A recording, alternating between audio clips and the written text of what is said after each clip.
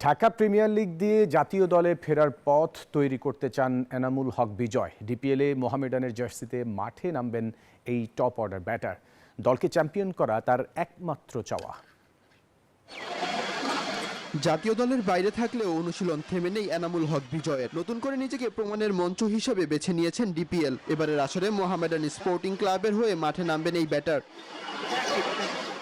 2012 সালের পর থেকেই লিস্ট এ ক্রিকেটে নিয়মিত হওয়া এই ব্যাটার জানান, এর আগে আকাশী নীলদের হয়ে শিরোপা জয়ের অভিজ্ঞতা আছে তার। এবার সাদা কালোদের হয়েও শিরোপা জিততে চান।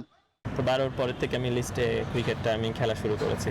তো তখন আবাহনীকে চ্যাম্পিয়ন হতে দেখেছি, আমি গাজীতে চ্যাম্পিয়ন হয়েছি। দল নিয়ে আত্মবিশ্বাসী বিজয় বলেন, স্কোয়াডে আছেন ঘরোয়া ক্রিকেট ও জাতীয় দলের অভিজ্ঞ খেলোয়াড়রা। আমাদের অনেক বড় বড় প্লেয়ার আছে যারা ডোমেস্টিক ক্রিকেটে অনেক নামি দামি প্লেয়ার এবং পারফর্ম করে আসছে, এবং ন্যাশনাল টিমেও তারা ভালো মতো রিপ্রেজেন্ট করছে।